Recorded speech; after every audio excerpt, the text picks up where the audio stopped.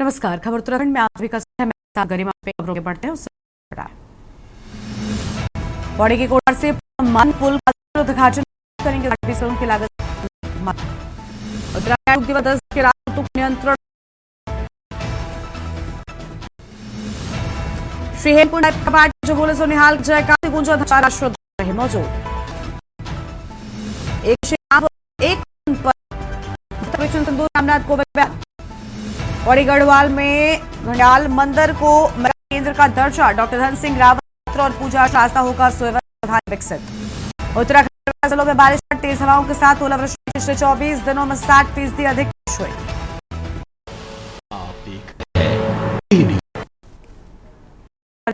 से खबर जहां पर उत्तराखंड में फिर मौसमी जिलों में बारिश की संभावना जताई गई है। 14 यात्रियों के लिए अलर्ट है। सतर्कता बरतने कार्य करते हैं। देहरादून हरिद्वार में तक जिले प्रभावित जारी को मते 4 धाम यात्रा।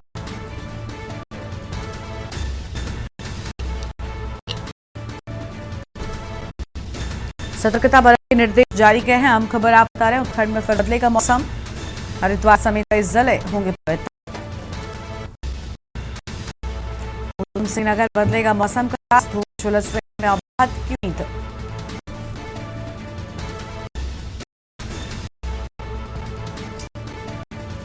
में बदलेगा मौसम। देहरादून से खबर आपको हम बता रहे हैं कई बारिश की संभावना जताई गई।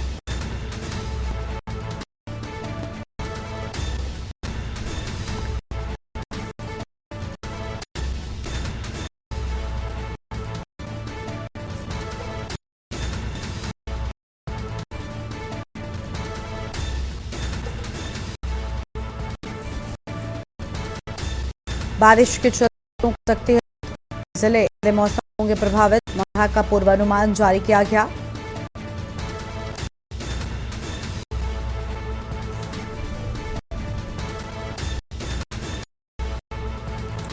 आप बता रहे 4 धाम यात्रियों और हादसा सतर्कता बरतने के निर्देश जारी किए गए हैं। खबर आप बता दें के निर्देश जारी गए। ये बड़ी जानकारी बता रहे हैं।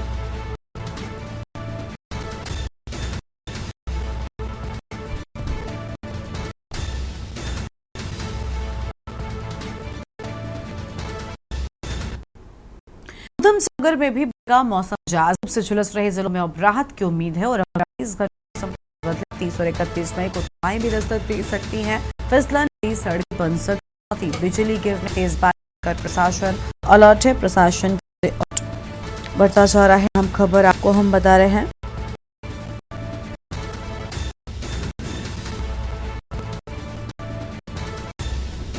सिंहनगर में भी मौसम का बदला। भीषण गर्मी से लोगों को मिलेगी नजारा।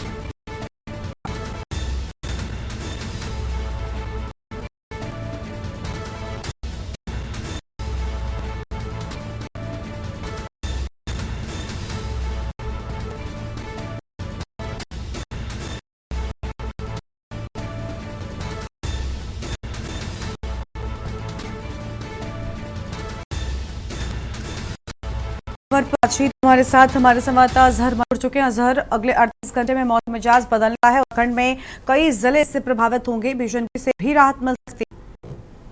जी बिल्कुल, मैं बता दूं कि अगर बात करें का मैदानी क्षेत्र और वो भी धूप से दिखाई। मौसम विभाग ने जैसे मौसम का जैसे कि इलाके में गरज तेज बिजली की चेतावनी 30 और 31 को तेज मौसम का मिजाज बदलने वाला है। तो कहीं ना कहीं लोगों को राहत मिलेगी, किसानों को राहत मिलेगी, फसलों का फायदा मिलेगा। तो बहुत चीजें वाली हैं जो मौसम से अब लोगों को परेशानी से निजात मिलेगा। जी बिल्कुल यार, हम देख रहे हैं कि पर हरिद्वार में बताया जाए कि जो चाम के यात्री हैं इनको ट्रेन के निर्देश भी जारी है। जी बिल्कुल, आपको बता अगर हम अपने उत्तराखंड की बात करी जाए तो उत्तराखंड में अधिकतर पहाड़ी एरिया है और जहाँ पर पर्वतीय क्षेत्र है वहाँ मौसम जनानी और मामले घटनाओं के मामले ज्यादा है। नदियों इलाकों में देखने को मिला, जिस वजह कर दी जाती है कि सतर्क रहें, सावधान से, क्योंकि मौसम उत्तराखंड के मौसम को लेकर कुछ भी अचानक। शुक्रिया अजहर हमारे साथ के लिए जानकारी करने की। 38 घंटे में बदलेगा मौसम का बड़ी जानकारी को 30 मई को हवाएं दे सकती हैं दस्तक। आगे बढ़ते खबरों की ओर, विकासनगर से बड़ी खबर आपको बता दें, तीर्थयात्रियों से भरा टेम्पो ट्रैवलर पलटा है। ड्राइवर की सूझबूझ से टला बड़ा हादसा। वाहन में तीर्थयात्रा को जा रहे 14 तीर्थयात्री और तीर्थयात्रियों में से कुछ को चोटें आई हैं, हालांकि बाकी सुरक्षित बताए जाते हैं। वाहन में तकनीकी खराबी बताई जा रही। हादसे का कारण विकासनगर अंतर्गत खुशहालपुर क्षेत्र की पूरी घटना सामने आई है। आम जानकारी आपको बता रहे हैं, तीर्थयात्रियों में से कुछ को चोटें आई हैं, बाकी सुरक्षित बताए जाते हैं। वाहन में तीर्थयात्रियों को लेकर जा रहे थे, 14 तीर्थयात्री सवार थे, कुछ को चोटें आई हैं, बाकी सुरक्षित बताए जाते हैं। आम खबर आपको हम बता रहे हैं।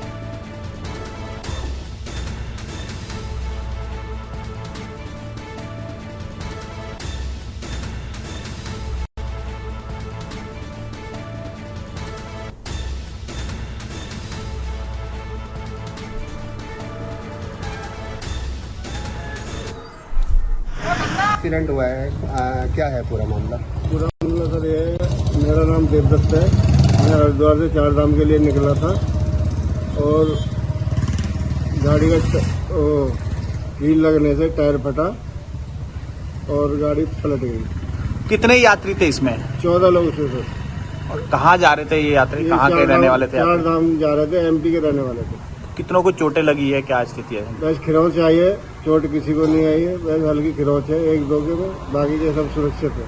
पुलिस पहुंची थी? हाँ, सब लोग पहुंचे थे।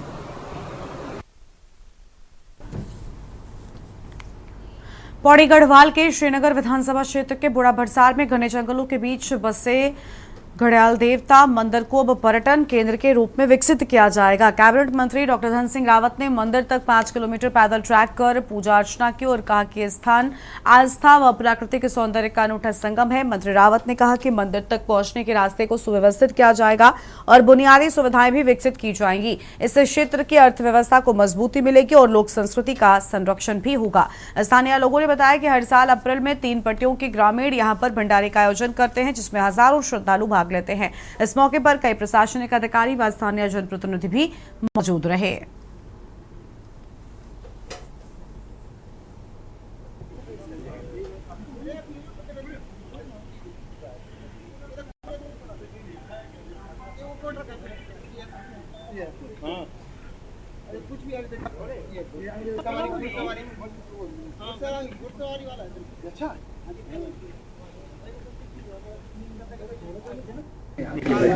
कि अगले 2 सालों में हम इसको ट्रैक ऑफ द ईयर के रूप में इसको विकसित करें। अभी तक उत्तरकाशी और पिथौरागढ़ जिले में होता था और मुझे लगता है कि बहुत अच्छा ट्रैक है और हजारों लोग यहाँ दर्शन करने आते हैं।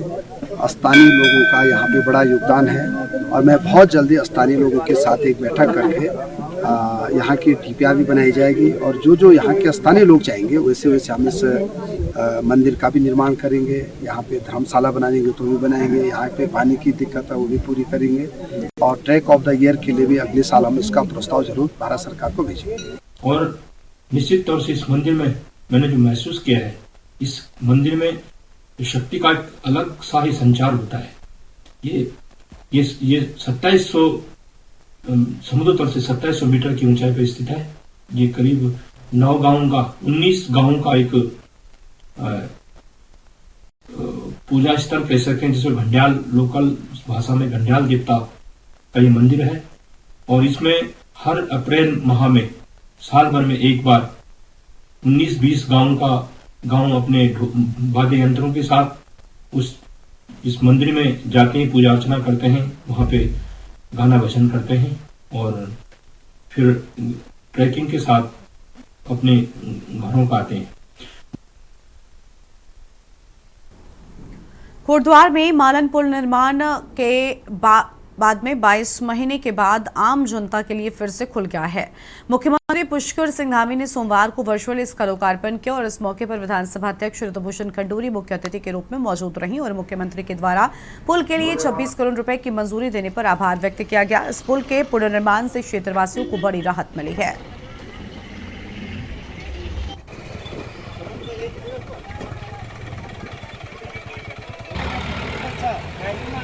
जी का बहुत आभार व्यक्त करना चाहूंगी कि उन्होंने अपने व्यस्तम समय से समय निकालते हुए चिंता करते हुए कि पुल बन चुका है और उसको अब जनता को समर्पित करना है। आज उन्होंने हमारे से वर्चुअली जुड़कर जनता को मालन पुल समर्पित किया है। एक टेक्नोलॉजिकली बहुत ही साउंड हमने पुल बनाने का प्रयास किया है। उसमें पैसा भी लगा, करीबन 26 करोड़ रुपए लगे हैं। तो मेरा विश्वास है कि एक अच्छा पुल तैयार हुआ है और जनता को अभी बहुत उनका आभार और धन्यवाद व्यक्त करना चाहूँगी कि भले ही उन्हें बहुत परेशानी हुई, बहुत कष्ट रहा, कुछ समय नाराज़ भी थे, लेकिन जब उन्होंने मेरी बात को सुना और मुझे समझा तो मेरे साथ कंधे से कंधे मिलाकर सभी भाई और बहन खड़े हुए, उनका भी मैं आभार व्यक्त करना ये तो निश्चित रूप से बड़ी आबादी इससे के न होने से बड़ा कठिनाई महसूस करती थी। बड़े वैकल्पिक मार्ग था, लेकिन वो स्मूथ जो होती है, जो पुल के माध्यम से होती है, उससे कठिनाई थी। आज वो उसका मुख्यमंत्री जी ने लोकार्पण कर दिया। उसके साथ साथ नींबू चौड़ से और सिखड्डी और क्या नाम कहते हैं चिलर खाल तक जो चौड़ीकरण रोड का हुआ और उनका पेंटिंग हुई, उसका भी उन्होंने लोकार्पण किया है।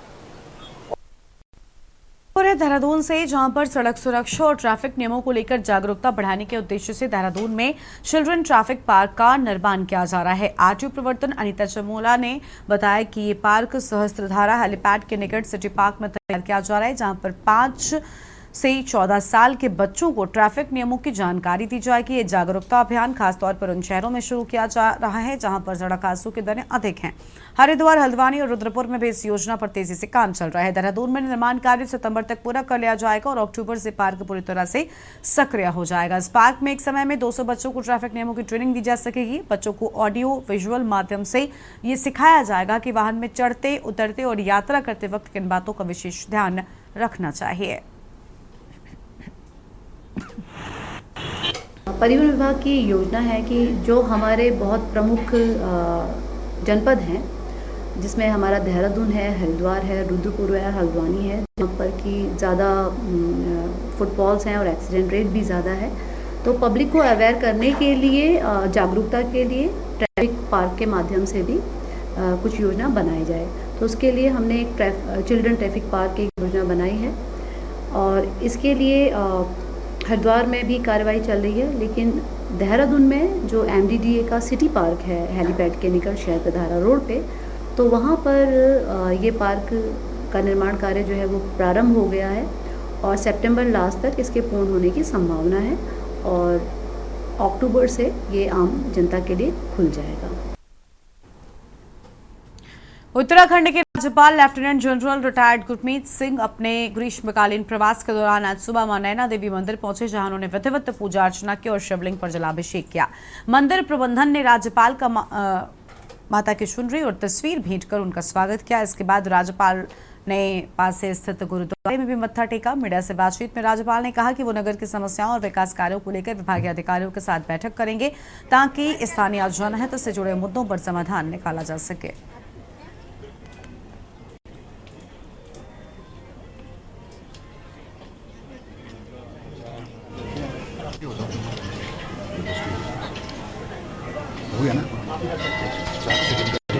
माता नैना देवी जी के मंदिर में आकर, जो नैनीताल झील के साथ स्थित गुरुद्वारा साहब है, यहाँ पर आकर एक अलग ही एक इंस्पिरेशन मिलती है, मोटिवेशन मिलती है। इस बार इस भ्रमण के अंदर में हर एक अधिकारी गण के साथ में मिलूंगा। अवश्य ही हर एक सेगमेंट को देखना चाहता हूँ, अधिकारी गण को, ट्रैफिक पुलिस को, हमारे जितने भी विकास कार्य हैं, योजनाएं हैं, वो किस प्रकार बढ़ रहे हैं। और ये एक बहुत अच्छा मौका होता है to take stock of everything, और जहां पर भी हमारी चुनौतियां हैं उनको किस प्रकार से उनका हल किया जाए। मैं अवश्य ही चाहूँगा कि यहाँ पर जितने भी टूरिस्ट आते हैं उनके लिए जो सुविधा है वो बहुत इंपॉर्टेंट। हमारे सामने में डिजास्टर्स के भी बहुत चैलेंजेस हैं, मौसम के चैलेंजेस हैं, और हर एक के लिए तैयार रहना, एक प्रिपेयर्डनेस बहुत जरूरी है। हरिद्वार प्रवास पर पहुंचे भारत के पूर्व राष्ट्रपति रामनाथ कोविंद ने ऑपरेशन सिंदूर को देश के लिए गौरव की बात बताया और कहा कि भारतीय सेना का यह पराक्रम पूरे विश्व के लिए एक संदेश है।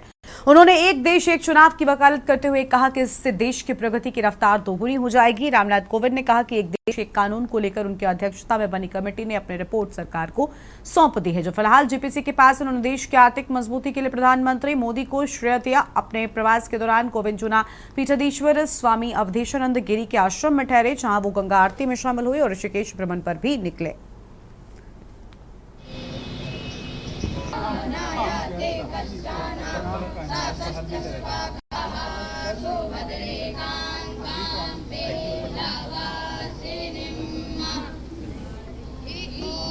भूतपूर्व राष्ट्रपति आदरणीय महामहिम राम कोविंद जी का आगमन एक शुभ संकेत है।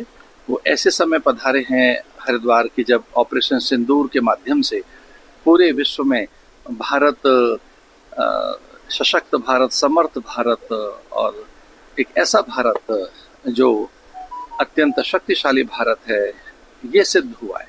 ये सिद्ध हुआ है कि हमारी सेनाएं सतर्क हैं, अत्यंत शक्ति संपन्न है। ये सिद्ध हुआ ऑपरेशन सिंदूर से कि हमारे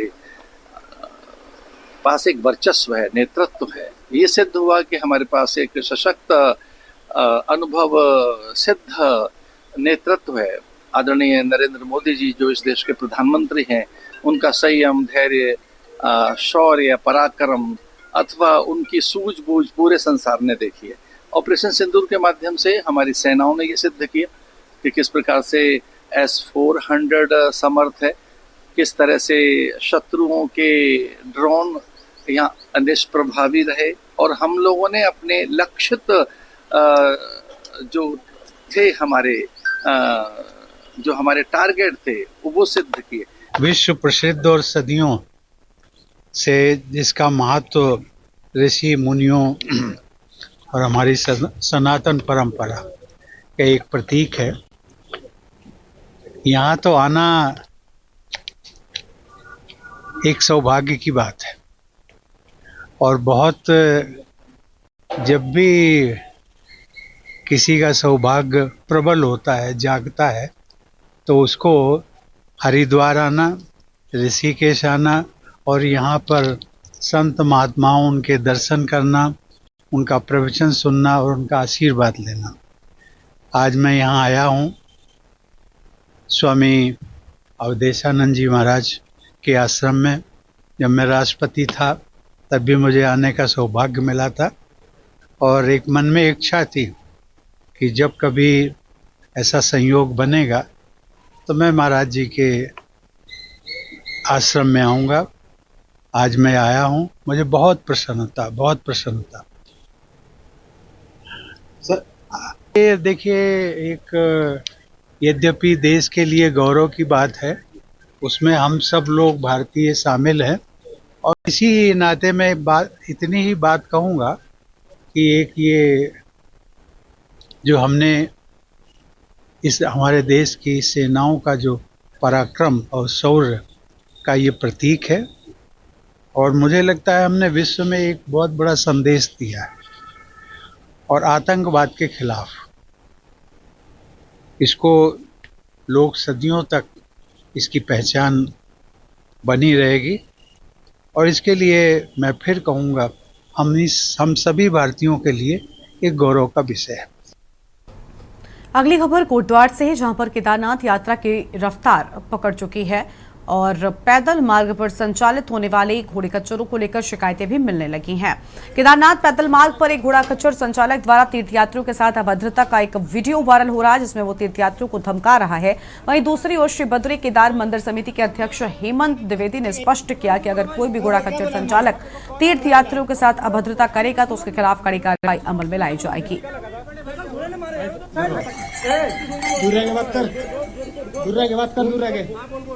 कैसे मार देगा?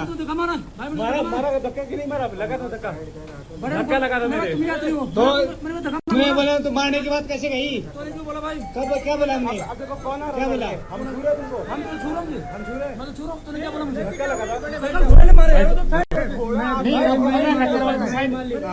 क्या दिक्कत? ये बोला मारूंगा। यात्रा रूट पर सारी व्यवस्थाएं चुस्त दुरुस्त हों, जिसको लेकर स्वास्थ्य की है, चाहे वो चिकित्सा को लेकर हो, चाहे पेयजल को लेकर हो, चाहे ट्रांसपोर्टेशन, चाहे खाद्यान्न को लेकर लगातार कैंप वहाँ पर जो है कि हमारे कंट्रोल रूम स्थापित हैं और सभी को हम जो है कि सुगम जो है तीर्थ जो हमारा कहा कि जिसके लिए हम वचनबद्ध हैं, कहीं भी किसी को जो आपके द्वारा मुझे बताया गया कि इस प्रकार की कोई घटना अगर पैदल मार्ग पर यात्रियों के साथ हुई तो निश्चित ही उनके खिलाफ कठोर कार्रवाई की जाएगी। आगे बढ़ते हैं खबरों की ओर। देहरादून से खबर है जहां पर प्रदेश के काश्तकारों और किसानों की आजीविका सुधार के लिए अच्छी खबर है। भारतीय सेना पशुपालन विभाग के माध्यम से प्रदेश के स्थानीय किसानों से पोल्ट्री उत्पादों की खरीद करेगी। पशुपालन विभाग की इस पहल के तहत सेना की अग्रिम चौकियों पर स्थानीय स्तर पर उत्पादित भेड़, बकरी एवं पोल्ट्री उत्पादों की आपूर्ति सुनिश्चित करने का लक्ष्य रखा गया है। पहले चरण में पोल्ट्री उत्पादों की आपूर्ति की जा रही है। तो वहीं इस विषय पर बात करते हुए उत्तराखंड के पशुपालन निदेशक नीरज सिंगल ने कहा कि उत्तराखंड के वाइब्रेंट विलेजों में जो पशुपालक कार्यरत है गोट वैली योजना के अंतर्गत भेड़, बकरी, मुर्गी पालन कर रहे हैं।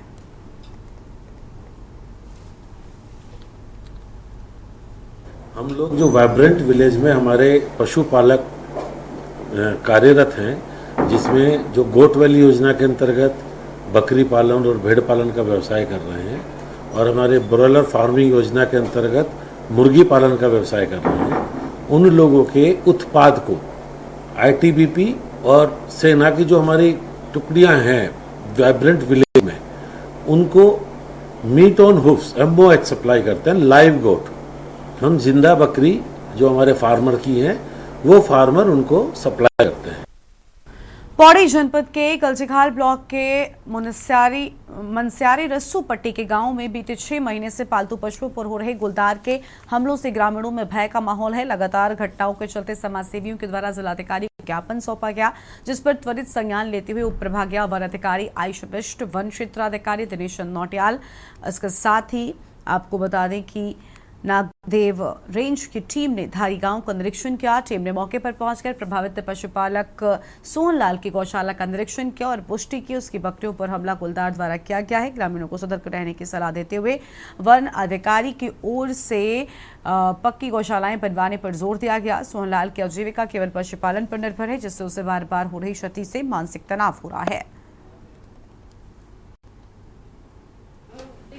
हमें शिकायत प्राप्त हुई थी कि सोहनलाल जी की 12 बकरियों को किसी अज्ञात जानवर ने निवाला बना दिया। तो अज्ञात जानवर की पुष्टि वन विभाग की टीम के द्वारा कर दी गई है। गुलदार द्वारा ही उनकी 12 बकरियों को निवाला बनाया गया। यहाँ तक कि जनवरी में भी उनकी 4 बकरियों को गुलदार के द्वारा निवाला बनाया गया, जिसका कि प्रकरण हमने प्रभावित स्तर को भेज दिया है। बजट की उपलब्धता होते ही इनके दोनों प्रतिमाओं का मुआवजा दिया जाएगा और कि कैसे हमें मानव वन्यजीव संघर्ष के संबंध में गुलदार या भालू इनके साथ सामंजस्य बिठा के अपने प्रकृति और पर्यावरण के साथ संतुलन बिठा के अपने जीवन यापन करना है। धारी गांव में नागदेव रेंज से और पौड़ी से हमारे वनकर्मी अधिकारी आयशा बिष्ट मैम और नौटियाल सर गांव में आए हैं और उन्होंने सोहनलाल जो काश्तकार है जिनकी 2 बार बकरियों को गुलदार द्वारा निवाला बनाया गया है, उनको पूरा आश्वासन दिया है, आश्वस्त किया है कि आपको जल्दी से मुआवजा मिल जाएगा और आप फिर से अपनी जो बकरी पालन का जो रोजगार करते हैं उसको फिर से शुरू कर सकते हैं। इस बुलेटिन में इतना ही। आप देखते रहिए के न्यूज़ इंडिया। नमस्कार।